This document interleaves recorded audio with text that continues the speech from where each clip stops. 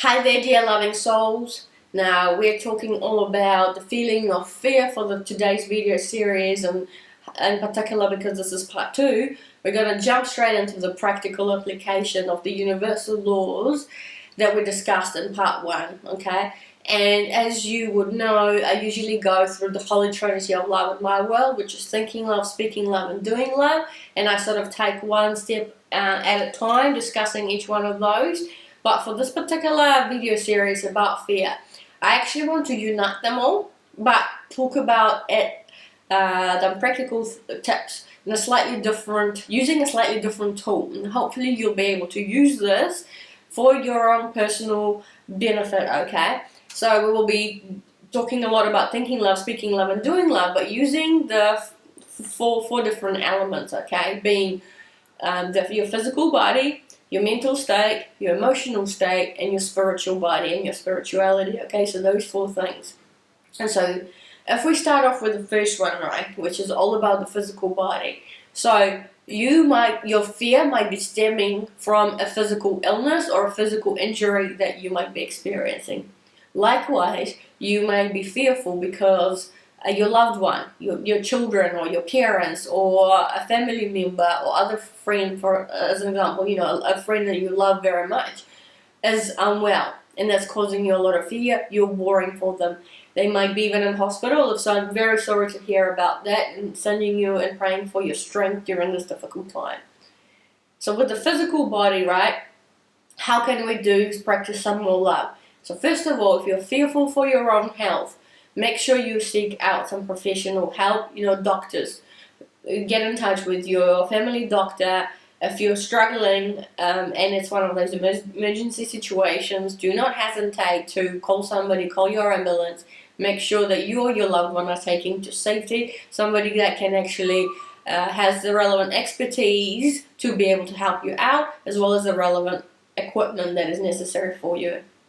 If it's not one of those situations, but it's still a physical body issue, you simply might be sensing fear in your body, right? So sometimes when we are stressed or we're feeling anxiety or we're just thinking a lot about a particular subject, for instance, lack of security or lack of financial stability or financial freedom, you might be panting, you might be breathing really hard, like quickly and hard, and you're not breathing in a calm or tranquil manner, right? So make sure that you actually breathe really well. So something that one can do at any point in time, whenever you're feeling that fear coming through, the trigger might be for you is to stop breathing deeply, right? Through your nose, down into your lungs, let it sit for a while, and then you exhale. So you try and slow your breathing down. That's my go-to tip in my personal life whenever something kind of happens to me that just kind of throws me off. So there's a physical side of things. Now, other physical tip that you might want to embed into your life in order to deal with your stress and your anxiety and your feelings of fear, and that's actually physical movement. So as one of the universal laws I kind of mentioned during part 1, is that we all matter and energy, and in fact everything in the universe is actually a constant movement, continuous movement. And I made a video series about moving your physical body, which I will make sure to link down below for you. But something you may want to do is actually move your body, whatever that might mean for you, okay? It could be as little as going for a walk, getting some fresh air, getting some vitamin D, sunlight on your skin. It might be going to play your favorite sports. It might be going to the gym or having a personal training session. You may wish to do something around the house. As an example, you may wish to go and tidy or clean your room or your whole home. In fact, that's a physical exercise in itself and will do good for you to focus on one thing and actually tidy your own place. The other one that I'm a big proponent for is, and I'll recently released a video series about it, and that's gardening, okay? So for those of you who are fortunate enough to have a garden or some plants nearby, make sure to go and sort of care for them or nurture them, and spending some time actually working with the plants, helping them out, giving them the water, bringing in the soil, if you have to bring in the soil, or whatever it is you might be doing in your garden, is actually physical activity, right? So, and it helps you to move your body. Go for a jog, go for a run, or as I mentioned, you might be into sports, so like swimming, you might enjoy swimming, if so, go for a swim. You do you. So, I talked about the physical body, so what about the mental state, right? So, I appreciate that when you're feeling fearful, your mind will feel like it's racing. It's racing and it can't get any comfort, right? It's as if you're looking for a solution and you're trying to figure it out using your intelligence, using your logic, but you can't seem to find a solution for this deep sense of fear that you're feeling. Why? Because it's embedded in our kind of emotional design, that part of our physical body, and ultimately the design of us as a human being. And so I appreciate that there will be a lot of mental challenges. You will be probably considering a multitude of options, what you can do, but there might be more uncertainty, more lack of clarity. You might not know which path to take, which will in turn only worsen the situation. And I've been in those myself, right? When you just overthink things sometimes. You're fearful, like an example comes to mind when you're like applying for a job, writing your CV, or you're about to apply to study and you're filling in a bunch of forms and they ask you to provide some evidence, and then you overthink about the type of evidence you got to provide, or you overthink a particular interview that you might be about to score your first job or any other job, and you just overthink the whole thing. Sometimes you visualize the whole situation or the circumstance unfolding like it's some kind of theatre act, but then it all goes horrid and horrible and not so well for you, right? The outcome isn't good for you, and that's where these sensations of fear kind of, they really tackle you and make things worse for you. So I guess the first thing you can do is become aware of it, right? So if we're thinking about what's a practical tip about tackling fear and using our brain, the power of our mind, then becoming aware of your fear and the fact that you're feeling fear is a great thing. And the next thing you can do, and I wholeheartedly suggest everyone does this, is to try and understand where is it coming from. What is the source, the true source of your fear? What is it? Not the position that, as an example, I am feeling fear because I am worried that I don't have enough, money. Or I'm feeling fearful because I'm not going to be able to score that next job because my interview is going to go potentially really bad. Or I'm fearful that such and such girl or boy in my life isn't going to respond well to me when I ask them out on a date. So there's a fear of rejection. So those are the positions, right? But think deeply. Ask, what is it that truly actually matters to you? What is there, not the position, but the feelings, the true rationale, the true reasons behind that position, okay? And so in the examples I've just given about, the money or the job or the stability part of things, well, the true essence is it might be all about your ability to provide for yourself, right? Make sure you have enough food on the table. Make sure you've got a roof over your head, as well as that of your family, right? Or your community, whoever you might be taking care of. So the financial stability fear is coming from something much, much deeper. And that's where that's the source. If it's to do with the relationship aspect, right? You're about to go on a date or you want to ask somebody out. It's that fear of rejection, fear of being alone, or fear of missing out on certain relationship, or perhaps missing out on finding the one. It's that love aspect, right? So it's actually really, so the mental thing you can do for yourself is become aware of your fear and then really try and understand and dig deep. What is behind that fear? What's the source? What is causing me this distress in my knees? So having discussed some physical tips and some mental tips, let's jump into the emotional side of things, right? Where perhaps the element, the matter or the energy behind the fear is actually most likely to resonate with you, right? It's in the emotional state. And if we just reflect back on the Holy Trinity of love, which is thinking love, speaking love, and doing love, we talked quite a bit of a few tips here and there about thinking and doing, right? But in the emotional side of things, I am drawn to suggest or recommend the second limb of the Holy Trinity, which is speaking love, okay? And you can speak love in two ways, either to internally or externally. So one way of speaking love internally is actually using some kind words to yourself, being your own cheerleader, showing yourself compassion and understanding that it's okay to be fearful. Having gone through the exercise of figuring out the source of your fear, you might have much better awareness and understanding of where it's coming from. So show yourself some compassion and love to yourself. Say some nice things. You may be even drawn to write yourself a little letter, be that on a piece of paper or on your phone, whatever you might be using. Internally, show yourself some love. And put your hand on your heart as well. Tell yourself that it's okay to feel fear. In fact, fear is a protective mechanism. It's alright. But having gone through the journey of identifying it, now you're able to honor that feeling of fear for being there, for showing you that there is something is going on in your life at its core, at its source, that is not quite well, hence the fear kicked in, the protective mechanism. But you honor it, you understand, and now you can release it. Okay? So that's one way of speaking to yourself internally. But of course, there's the external side of any kind of communication, right?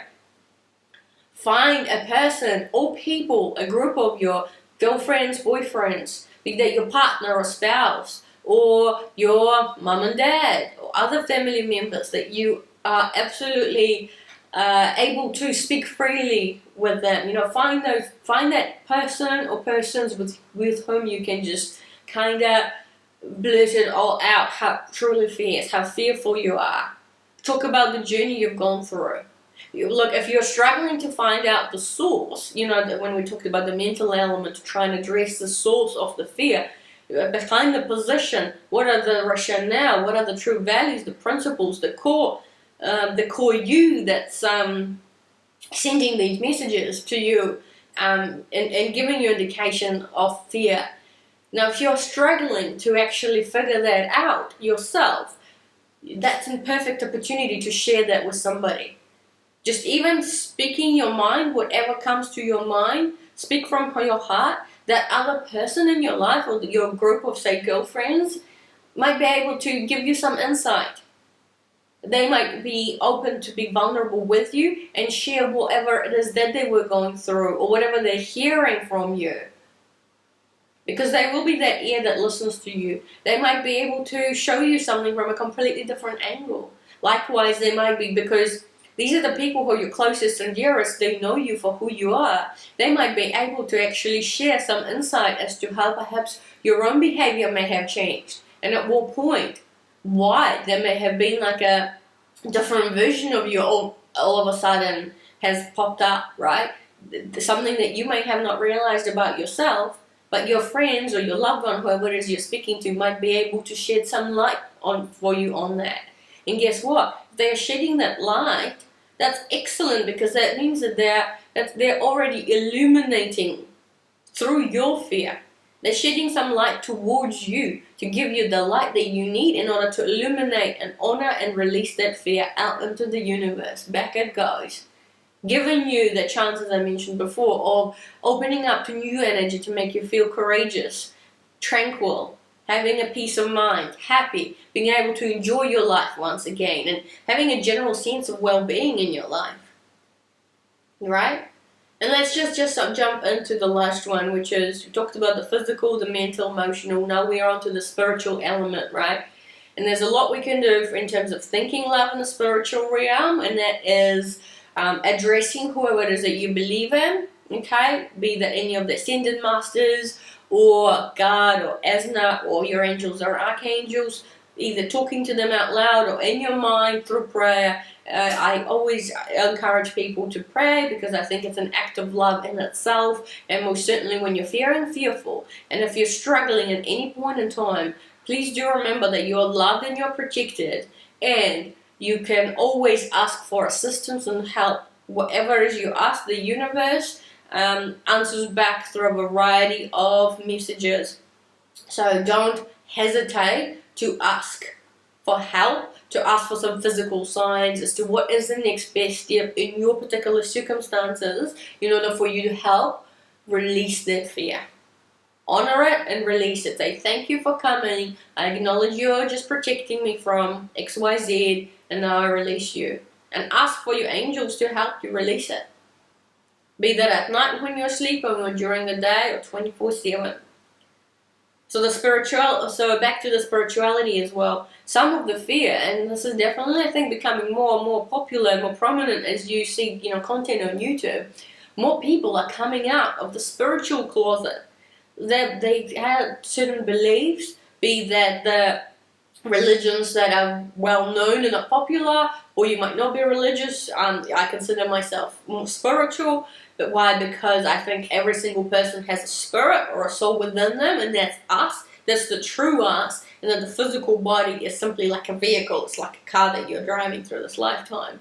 So the spirituality element the fear might be stemming from not having stepped out of your spiritual closet. Or you may have taken some initial steps to step out of that closet to actually truly be able to show who you are on that spirit level, who you truly are, what your desires are, what love means to you, what does that mean, and just not just thinking and speaking, but doing. What is it that you enjoy doing on that spiritual level? How you would like to connect with your spirit. You might be into a variety of different practices, be that meditation, or you might go into special centers where you feel a community and you can unite together and share your spirituality, your spiritual journey, the ins and outs of your days, the challenges.